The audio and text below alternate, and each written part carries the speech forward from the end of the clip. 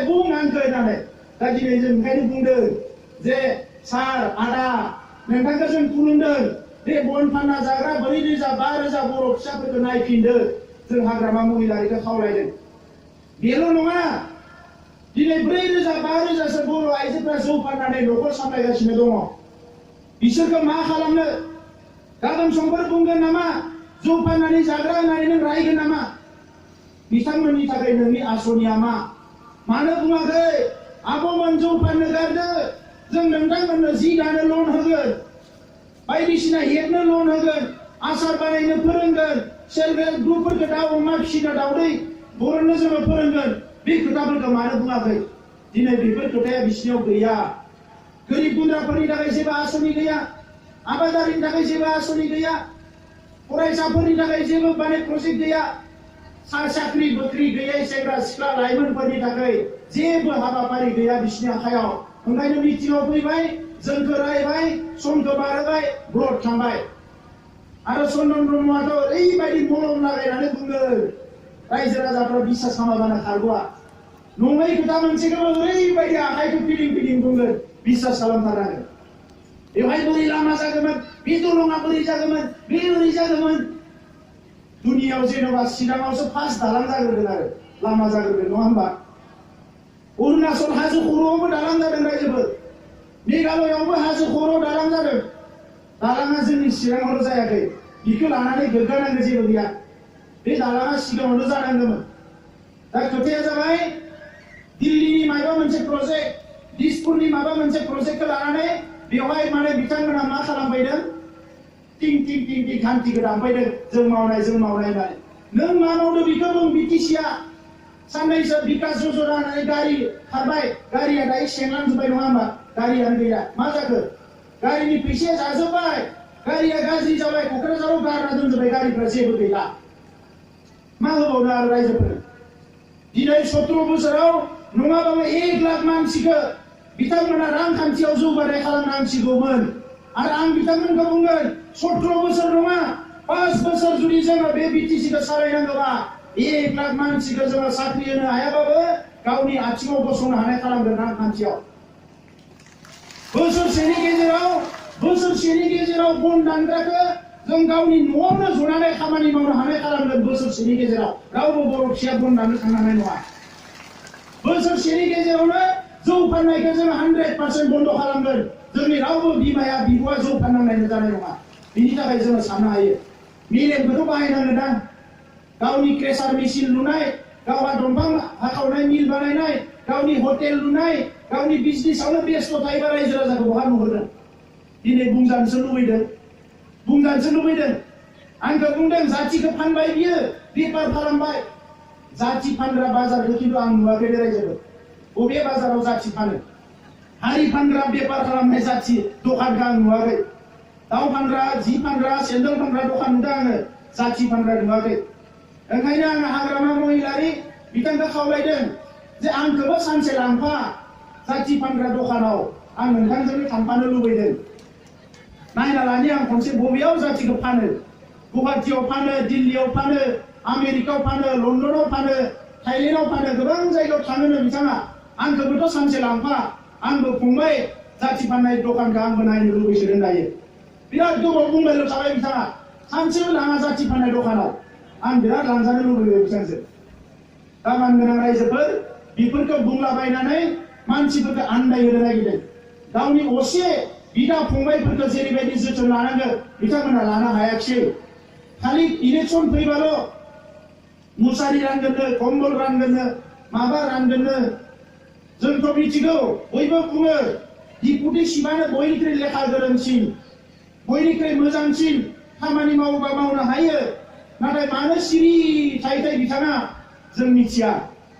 दा बिथांमोन बायदियाबो जुदि मुसारि राननाय, कम्बल राननायावसो लोगो जायोबा, मोजां खोथाफोरखौ साननो रोङाबा, बिनिख्रुइ दुखुनांथाव आरो जेबो थानाय नङा।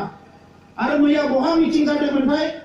इउटिउबाव नुदों जोङो, माबायाव मबाइलाव ओरैबायदि हग्रा बुंदों मोनद' हारिया एसटि जानांगोन, एसटि जायोबा बिराद मोजां जागोन, एसटिया जाथारनांगोन, मोनद' हारिखौ एसटि जानांगोन।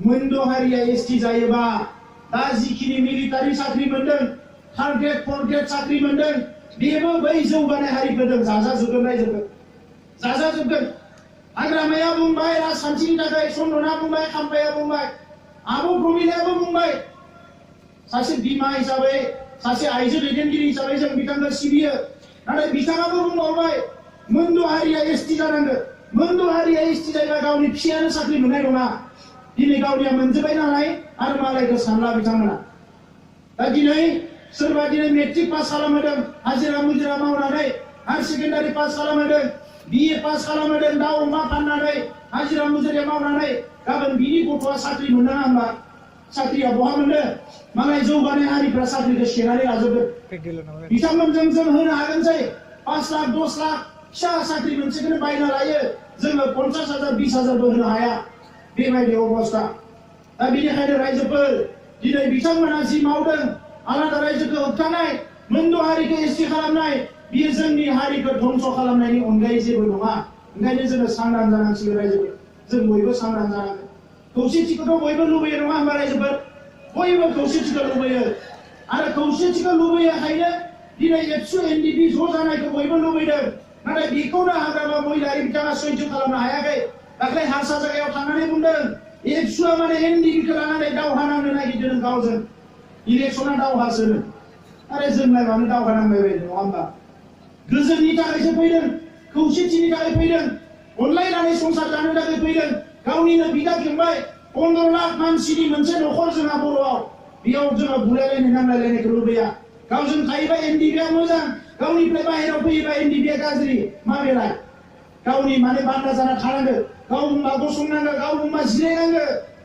गावनि बान्दा नङा बियो मोनसे रेगुलेसनारि आफादसो बिग्रायखांग्रा आफादसो भारत सरकार आसाम सरकारजों चेलेन्ज खालामनानै बिग्रायखांग्रा आफादसो दिनै बिथाङा गावनि पकेटाव लाखिनो नागिरबा जानाय नङा दा बेनिखायनो नैबे समाव खौसेथिया बोरै फैगोन जोङो निमाहा होलायनांगोन जोङो बोजबलायनानै लानो हानांगोन नाथाय बिटिए बा खुनु दिन खौसेथियाव फैनाय नङा मानोना बिथांमोना गावखौनो पावारफुल होननानै सानो जेला पावारफुल जागोन सासे मानसिया बियो रावजोंबो खेर खेरायनाय नङा जोङो बिथांमोनजों रायलायनो नागिरो बिथांमोनजों जोंजों रायलाया मानो रायलायनो बिथाङा सानो बे गोरिब गुन्द्राफोरजों रायलायोबा फैसासो बिगोन बिसोरो मटर गाखोनो ओंखाम जानो जोंजों रायलाया ओंखायनो रायजोफोर खौसेथिया जेब्लायसिम बिथांमोना इलेक्सनाव जेना अब्लासिम खौसेथिया फैनाय नङा थांनाय 17 बोसोराव गोबां बर'नि आफादा नाजादों खौसेथिखौ लाबोनो जोंबो नाजादों खौसेथिखौ लाबोनो नाथाय बिथांमोना आसि बिमा दिन्थिनानै होयो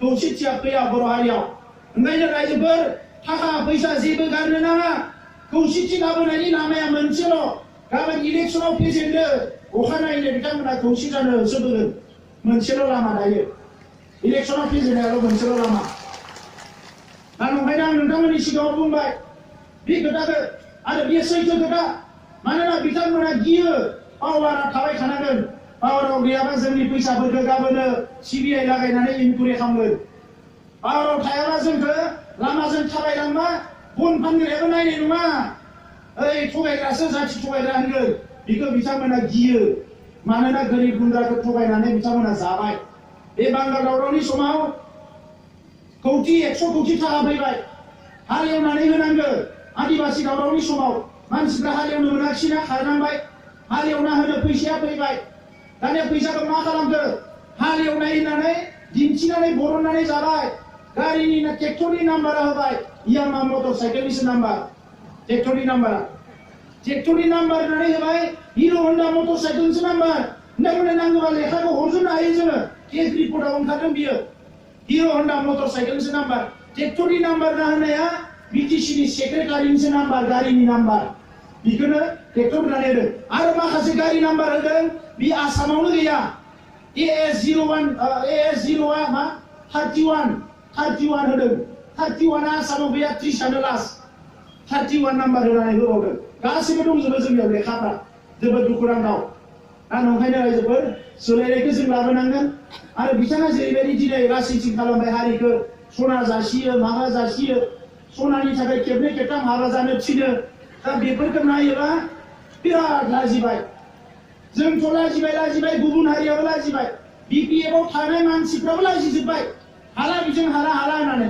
नाथाय बेसराफ्रा उपाय गैया सोरबाया फैसा होना लाबाय सोरबाया मायबा आसा खालामबाय दिनै नेबाय थानो गोनां जाबाय नाथाय आं बुंनो नागिरो दानिसो मटर सायाव जोंहा सासे फंबाय फैखादों जोंजों बै मिटिं गाना फैनायाव गावनिनो असे फंबायनो 4 लाख थाखा होदोंमोन जाहैदों खामानि मोनगोन होननानै नेयै बोसोरब्रै बोसोरबा जाबाय खामानिया मोनाखिसै उनाव थांना सालाखाथियाव हाजिरा मावहैबाय जायो 4 लाख दाहारखौ होफिननो थाखाय बेबायदि अबस्था ओंखायनो बिथांमोना दिनै नेनानै लाब गैया जोङो हारिनि थाखाय खामानि मावनांगौ हारि जौगानायनि थाखाय खामानि मावनांगौ नाथाय सोलायनाया अलरेडि फैबाय रायजोफोर नोंथांमोना क'क्राझार बाक्सा खबर लाहर गावबा गावनि लोगो दोगो फनाव सोंहर सोलायनाया फैबाय बिथांमोनजों थाफानाय प्रफेसारफोर लेखा गोरोंफोर सिङाव जोंखौ मदद खालामजोब्बाय डिसिडिसिनि चेयारमेनफ्राबो माखासे बुंदों सोरबा 15 लाख 20 लाख मोनोनो नङाबा ओंखारबोजोबसिगौमोन बिथांमोना खौरां होदों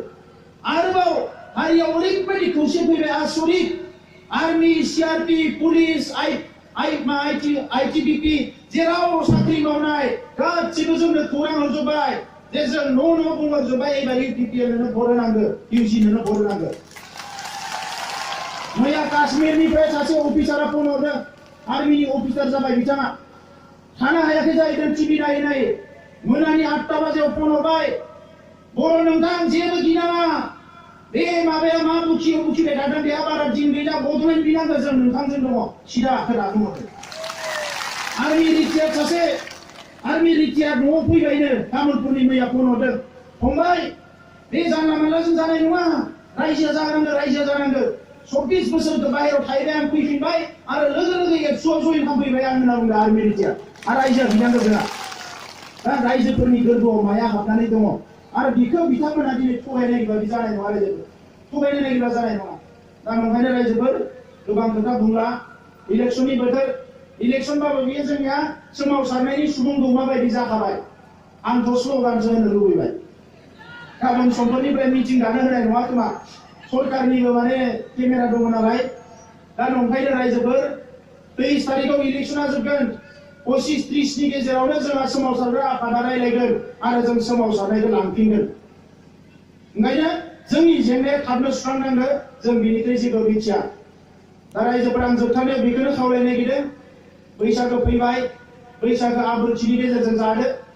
जोंनि हारिनि मोनसे फोरबो माहारिनि फोरबो बैसागोआव रंजा बाजा दुखु सुखुफोरखौ बावलायनांगोन जोंहा गावनि गेजेराव अनलायनायखौ लाबोनांगोन गिदिरा उन्दैखौ निमाहा होनांगोन उन्दैया गिदिरनियाव निमाहा बिनांगोन जोङो मोनसे मोजां थासारियाव बैसागोखौ जागोन आरो बेजों लोगोसे हारिनि खोथाखौबो बावलांनाङा जोंहा 5,000 मुंख्लं गोबाङानो न' बां सावजादोंमोन गोबाङानो दिनै मा जाखो आथिं आखाइ गोमाजानानै थानो गोनां जाबाय आइजोफ्राबो गोबां थासारियाव गोग्लैनो गोनां जादों दा बेफोरखौ नायजोबोबा दिनै बर' हारिनो जोंनो नाम्बार 1आव बर' जेंना सुस्रांजानायखौ जों लुबैयो आरो बेखौ जों मावनाया जायाखै होननानै सानदोंबा हाग्रामा महिलारियानो गाबोन बिबान लाफैदों जोङो बेखौ बादा होआ आरो बिथाङा जोंखौ गिनांगौ जेबो गैया जोङो बिथांनि बायदि एमएलए जानो एमपि जानो मन्त्रि जानो थाखाय बेवहाय हगायाखै एमपि मन्त्रि जानानैल' रायजोखौ सिबिनो हायो बिदि नङा दिनै गोरिब गुन्द्रा आइ आफा रायजो राजाया मानो जौगानो हायाखै न' थांनानै गामि थांनानै सासेजों रायलायनानै जौगानायनि हाबाफारि लानांगौ दङ जोंहा गोबां खामानि दङ दा बेफोर खामानिखौ जों मावनांगोन जोंनि फरायसाफ्रा बोरै लेखा फरायनायाव दावगालांनो हायो हारिमु स्पर्ट्स बोरै दावगानो हायो बेफोर खोथाखौ जों खामानिखौ मावगोन दा बेनिखायनो गिनांगौ जेबो गैया गुबुन हारिफ्राबो ज्राव ओंखारबाय रायजोफोर दिनै बांगालफ्राबो ओंखारबाय बिथांमोननि लिडारफ्रा बुंदों खनले दाङाबाजि जाबाय एबार जोङो दाङाबाजिखौ लुबैया जों खौसे जानांगौ खौसेया ओरैनो थालिर थाइसे होलायनानै खौसे जानो हाया हारि मोनसे हारिया मोनसे हारिखौ मदद खालामनांगोन ओंखायनो जों बुंदों आसामाव बर'फोरनि सिटआ मोनसेल' 14टा सिटआव 13टा सिटआव जों मालायनो होयो मोनसेल' सिटआव बर'आ देरहायो बे जाबाय क'क्राझार नोंथांमोना जुदि जोंनि अलखदनि समाव जोंखौ मदद होयोबा जों एमपि दैथायहरनानै आलादा रायजो जेंनाखौ सुस्रांनायाव मदद होयोबा इयुनाव जोंबो नोंथांमोनखौ मदद होनो सानगोन बे खोथाखौ बुंनायाव दिनै बांगालफोरनि आफादफ्रा जोंजों सफै जादों आरो बिथांमोना बुंदों बिश्वास लानो हानाय सोरबा आफाद दङबा आसामाव दिनै बर' हारिनि गेजेराव नैबे हान्जाफ्रानो दुलाराय बर' फरायसा आफाद सोमावसारग्रा हान्जाफ्रानो होननानै बिथांमोना जोंनि खाथियाव फैदों खुनु थाखा फैसानि थाखाय नङा जों बिथांमोनखौ बरायदों गुबुन हारिफोरनि गेजेराव गोसोमफोरनिफ्रायबो गोबां रायलायनाय जादों दायो। हारसाफोरनि हारसा गुबै थारनिफ्रायबो रायलायनाय जादों। सरभग भबानिपुर बिटिसिनि बाहेराव क'क्राझार समस्ति गोलैयो। बिथांमोना गावसोरनो इलेक्सन स्टेरिं कमिटि दाना लानानै खारगासिनो दङ। हर सान एबार जोङो UPPLनो भट होगोन, इउजि ब्रह्मनो भट होगोन, इउजि ब्रह्म बायदि मानसि मोननाय नङा। नंमारगौ रायजोफोर, आङो 20 बोसोर लोगो मोनबाय। 20 बोसोराव इउजि ब्रह्म बिथांखौ खुनु लब लालासानि खोथा नुवाखै। गुबुन आफादफ्रा बिजेपि कंग्रेस लिंफैयो, जोंनि जानानै गेले थाखा फैसा होगोन, मन्त्रि होगोन, बिथाङा खुनु लोरसोर जाया। बिथाङा बड'फाखौ लोगो मोननाय, बड'फानि नीति आदर्शखौ खुनु दिन बावलांनो हाया आरो बावनाय नङा। बे जाबाय इउजि ब्रह्म, सासे सानसुमै, जौ सेरेबनि खाथियाव थानाय मानसि, लेखा गोरों मानसि, लेखा लिरग्रा मानसि। दिल्लीखौ बिथाङा मोजाङै मिथिगौ आरो बिथांखौ दिल्लीया मोजाङै मिथिगौ। बेनिखायनो बिथांखौ MP बानायना हरनाया साफ्रोमबो बर' फिसानि बिबान आरो बिथांखौ MP बानायना हरनो हायोबा जोंनि खामानिया दिल्लीयाव जोबोद गोरलै जागोन आरो लोगोसे हारिखौ बुहुमाव बिथाङा मुंदांखा खालामनो हागोन। गोबां खोथाफोरखौ बिथाङा पार्लियामेन्टआव रायलायनानै जोंनि हारिखौ मिथिजानाय मोनसे हारि खालामनो हागोन। बेनिखायनो गोसो गोनो गोथो खालामनाङा। न'खरनि आलासि न'नि गासैखौबो सावरायजोब आरो नोंथांमोननो आं मोनसे बिबान होबावबाय। संसार जानायाव आबादारियानो जाथों, बेफार फालांगियानो खालामथों, साख्रियानो मावथों, राजखान्थियानो खालामथों, बयहाबो जोंहा सासे नङा सासे हारसा लोगो दङ, गुबुन हारिनि लोगो दङ। ओंखायनो आइजोफोरानो जाथों, हौवाफोरानो जाथों, गासैबो गुबुन हारिनि सासे मानसिफोरखौ नोंथांमोना बुजाय जे जोंनो जाहाथे भटखौ होयो, जोंबो नोंथांमोनखौ उनाव अनफिनगोन, नायफिनगोन। बे खोथाखौ बुंनानै जाहाथे भटखौ आदाय खालामो, आं नोंथांमोनखौ खावलायबाय। दा जोबनायनि सिगाङावनो मोननै खोथा बुंना फोजोबगोन। मोनसेया जाबाय गावनि गथ'फोरखौ लेखा फरायहोनाय। लेखा फरायनायाव कमप्रमाइज खालामनाङा, खुनु कमप्रमाइज खालामनाङा लेखा फरायनायाव। नैबे मुलुगाव थांना थानांगौबा जोंनि गथ'फ्रा लेखा फरायथारनांगोन। ओंखाम मोनजादोंना मोनजाया बेजों खोथा गैया, लेखाखौ फरायथारनांगोन। दिनै बिहारनि दाख्लैबावै नुदों नोंथांमोना, पेट्रल पाम्पआव थाव सोयो बिफाया, बिनि गथ'आ IAS टपार जादों। सोरबा हाजिरा मुजिरा मावग्रानि फिसाजोआ IAS टपार जादों थांनाय बोसोराव साउथ इन्डियानि। जोंनि गथ'फ्रा मानो हाया? जोंनियाबो हायो। आरो खेबसे नोंनि गथ'आ मानसि जायोबा, डाक्टार इन्जिनियार जायोबा, IAS अफिसार जायोबा, नोङो जिखौ मानसि जोनोम जानानै दाख्राय इसोरखौ दाय होदोंमोन, आंखौ मानो जोनोम होनाय, खेबसेयावनो नोंनि खाफाला गेवगोन। आरो बेखौ रावबो थाखा फैसा होनानै खालामनो हाया, नोंथाङा गावनो हायो। ओंखायनो गथ'फोरखौ बयबो लेखा फरायहोनायाव गोसो हो। लाइमोनफोरखौ दिनै मोनसे डाइरेक्सनाव लांनांगोन। साख्रि बाख्रि गैयामालाय मा जानाय? बे ओनसोलाव गोबां हा दङ, बोरमा फिसिनो हायो, अमा फिसिनो हायो, दाउ फिसिनो हायो, मैगं थाइगं गायनानै रांखान्थिखौ जौगाहोनो हायो, औवा गायनो हायो, राबार गायनो हायो, साहा गायनो हायो। बयबो लाइमोनफ्रा ओरैनो जिरायना थानाङा। लेखा फरायदों, डिग्री फरायदों, MA फरायदों, न'आव दङ, खामानि माव, फैसा खामाय। रांखान्थियाव जोङो मजबुत जानांगोन। रांखान्थियाव लोरबां जायोबा जानाय नङा। बेनिफ्राय नैथि जोबोद गोनां खोथाया जाहैबाय गावनि गथ'फोरखौ आखल आखुखौ मोजाङै दा उन्दैनिफ्रायनो अननायनि गेजेरजों गथ'फोरखौ ओरैबायदि अन जाहाथे गथ'आ देरनानै गाबोन कलेज फरायनो थाङोबा, इउनिभार्सिटि फरायनो थाङोबा गाज्रि खामानि मावनो हाया। जोङो गिनाय मोनदों। गामियाव थानायावथ' थिगानो थायो गथ'फ्रा, जै गुवाहाटियाव फरायनो थांबाय, बहाबा फरायनो थांबाय, साफा सानै मोजां गथ'आनो गाज्रि लोगोफोरजों गोलैनानै गाज्रि जाहैयो। दा बिमा बिफायाबो बेवहाय जेबो खालामहैनो हाया। फैसा थाखाखौ जगान हरबाय, बिनिफ्राय दैथायहरबाय थाबाय।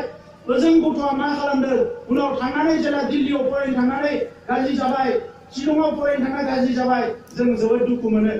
दा ओंखायनो ओरैबायदि अन जाहाथे गाबोन न'निफ्राय बाहेरायाव थाङोबा गाज्रि खामानि मावनायनि सिगाङाव 100 बार सानो, नैबे खामानिखौ मावबा आंनि आइया दुखु मोनगोन, आंनि आफाया दुखु मोनगोन, आं बे खामानिखौ मावनो हाया, आंनि गामिनि मानसिफ्रा दुखु मोनगोन, आं बे खामानिखौ मावनो हाया, आं बे जिनिसखौ जानो हाया, बे जिनिसखौ लोंनो हाया, बे गाज्रि खोथाखौ आं बुंनो हाया, साननो हाया, आंनि आइ आफाया दुखु मोनगोन, आत्माया। बेबायदि जाहाथे जोंनि गथ'फोरखौ आखल आखु दानो हायो। दा रायजोफोर गोबां खोथा बुंला, आं बेखिनिखौनो बुंबाय आरो जोबथारनायाव फिन खेबसेबाव खावलायबाय। इउजि ब्रह्मनि सावगारिया ट्रेक्टरनि सावगारि आरो दिनैनिफ्रायनो गामि गामि रायलाय, डिउटिबो होनांगोन। आंखौ सोरबा बुंदों, सार डिउटि होनोबो खावलायला, आं फैसा रानगोन बिपि एबा होननानै। दा फैसा राननाया सेल्फ हेल्प ग्रुपजोंसो रानोनो। ओंखायनो आं नोंथांमोननो बुंनो नागिरदों, सेल्फ हेल्प ग्रुपनि फैसा मोननांगौआ खिन्थु 1 लाख लन, 1 लाख आरो बिदिनो 30,000 फ्रि साबसिडि। ओंखायनो 1 लाख फैसाखौ लाबोनानै बर'ना बिसोरो 30,000 खौ बर'नानै सेल्फ हेल्प ग्रुपनो 10,000 होनानै गावसोर 20,000 सेल्फ हेल्प ग्रुपजों जायो। दा नंखायनो फैसाखौ जुदि राननो फैयोबा सोरबा सेनेनानो जाथों मायानो जाथों फैसाखौ नोंथांमोना 30,000 लाखि आरो 30,000 नि गरसे खम होयोबा होसो होसो न'सिम थांफा बिजों 30,000 नांथारगोन होननानै 30,000 नि गरसेबो खम लानाङा बेसेबां फैसा होयो खोनादों जोङो बहाबा 10 लाख 20 लाख रानै दोनदोंनो लास्ट खालि मोनायाव रानगोन आरो मोनसेया जाबाय अमा नायै दोनदोंनो बैसागुआव जाहोनो। दा बर'नि गावनि बिमा बिफाखौ बेबायदि अमाजों थगायनायबा बोरै जानो रायजोफोर नङा होमबा? दा बेफोरजों राजनितिया सोलिया। दा बेनिखायनो जोबथारनायाव फिन खेबसेबाव गोसो गोरबोनि अननायखौ हरबाय आरो माबाफोर नोंथांमोनखौ खस्थ' मोनहोदोंबा आन्दलनाव मायाव सान्दुङाव गसंहोनानै बिनि थाखाय आं निमाहा बिबाय। बियो बर'फोरनिनो सोमावसारनायखौ लांबाय थानांगोन। नोंथाङाबो फैबा आंबो फैबासो सोमावसारनाया जागोन आरो बिनि गेजेरावनो सोरबाया फैनानै गन्दगल खालामोबा बेखौ बयबो बुंनो हानांगोन नोङो साइड जाथ'दो बेखौ जों बुंनो हानांगोन अब्लासो जोंनि सोमावसारनाया जाफुंसार जागोन। फिन खेबसेबाव नोंथांमोननि आलो गोजोननि थाखाय अराय संसारा जाहाथे गोजोन जायो बिनि थाखाय इसोरनियाव आरज गाबबाय आरो बेखौनो बुंनानै आंनि बुंनायखौ फोजोबबाय। गोजोनथों।